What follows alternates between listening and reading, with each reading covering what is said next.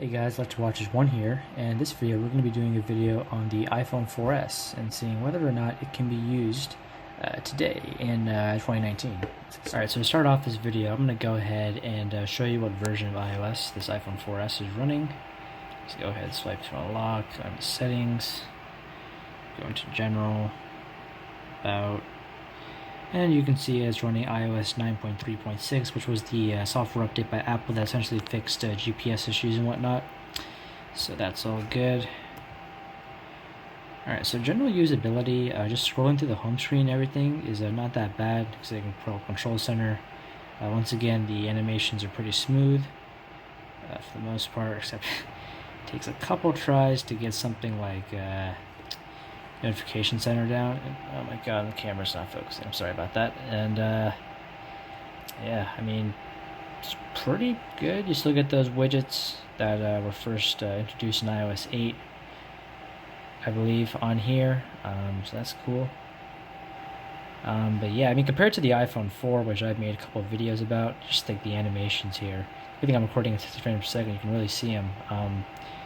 They do open up like quite a bit smoother, not as like choppy as the iPhone 4 is on iOS 7. That's of course thanks to this processor essentially having a dual core Apple A5 processor versus a single core Apple A4 processor that we had on the iPhone 4. Of course, what you're actually here for is to actually go ahead and look at how it actually performs with some of the apps. So for most part, you can actually use most apps on here. It's actually not that big of a deal. If I go into something like I have Spotify or Weather Underground, those apps work fine. I have some social medias like Reddit, YouTube, Snapchat. Those will work fine. I have some games here too, like Smash Hit, Riptide GP2, and Masco's Motocross. All those work relatively fine. You can, of course, go ahead and get apps like Facebook, Twitter on here as well. I just didn't put them on here because I just wanted to show you just a couple examples. So yeah, let's just go ahead and just get right and just see how these apps perform in day-to-day use. If I go ahead and open up something like Smash Hit, just let it load. It's probably going to take some time. And go ahead and just play the game.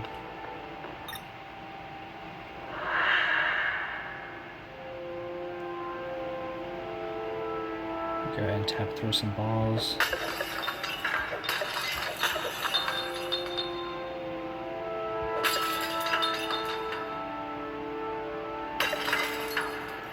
So yeah, well, things are pretty smooth on here.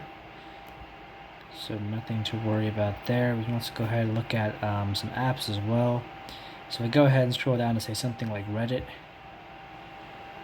It just takes a little bit of time to load, but it's actually pretty usable for the most part.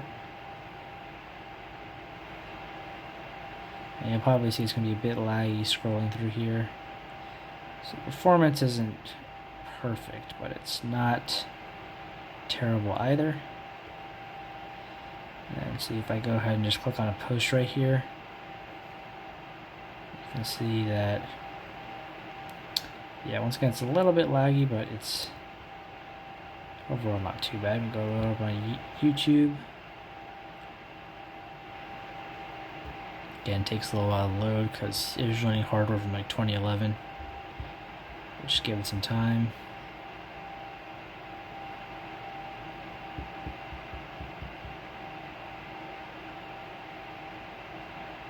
Yeah, you can see it takes quite a while for the screen to load. I'm not going to play any videos in fear of a copyright strike, but yeah, I mean, everything, I think this is like the latest version of YouTube, so iOS 9 still supports that. You can go ahead and look at your inbox and everything. It's all good. And Snapchat, again, still works relatively fine. And dare I say, even the quality of Snapchat's video camera is actually better than something even like my Galaxy S8, which I'm using to record this video, because iOS typically has, because I'm logging Snapchat in here, but it does work. Since Android basically uses like a screenshot for video, but iOS actually uses the actual camera for the video.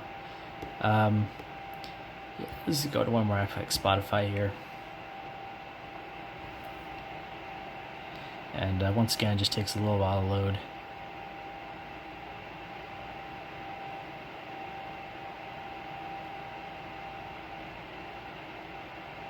So yeah, one thing you're going to notice with iOS 9 is that the apps do take quite some time to load and that the animations will be choppy.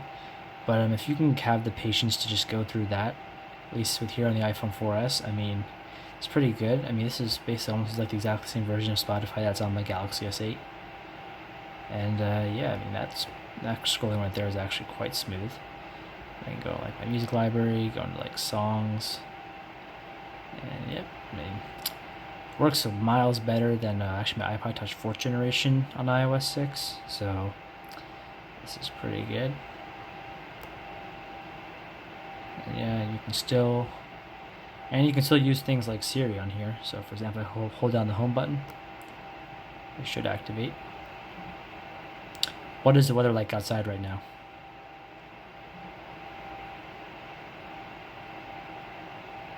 Just takes a good time to respond. Yeah, it says 87 degrees, and yep, all works just fine. So yeah, if you're doing like basic tasks like playing some games or browsing social media like briefly, it should be fine. But just don't do it for too long, because the choppy animations and like the length of how long it takes to load will probably get annoying after a while. But if you absolutely had to use this phone in 2019, I don't think it would be like the worst thing ever. Be used to like long load times, but if you wanted to get things done at the end of the day, it's still fine for that kind of stuff. For me, I wouldn't really, even though I say that you can use it, I wouldn't recommend it. I mean, for just like, well, you can get this thing on eBay for like, I know, like $20, but you spend like $30 more, you get like a 5S, which runs iOS 12 and has way better performance. So I'd recommend that over this phone. If we need like a backup phone, or you want to use this thing as like an iPod or like a backup security camera, it's perfect for that. But yeah, so what I recommend that you go ahead and pick up one of these on iOS 9 in 2019. Only, again, if you're going to use it as like a backup phone, or if you're going to go ahead and just have some different uses for it, not using it as your daily driver. Or I guess if you're really strapped on cash, but in that case, spend an extra $30, get a 5S. It's probably a better deal in the long run. So yeah, those are basically my thoughts on the iPhone 4S. That's pretty much it. Thanks for watching, and I'll see you guys next one. Later.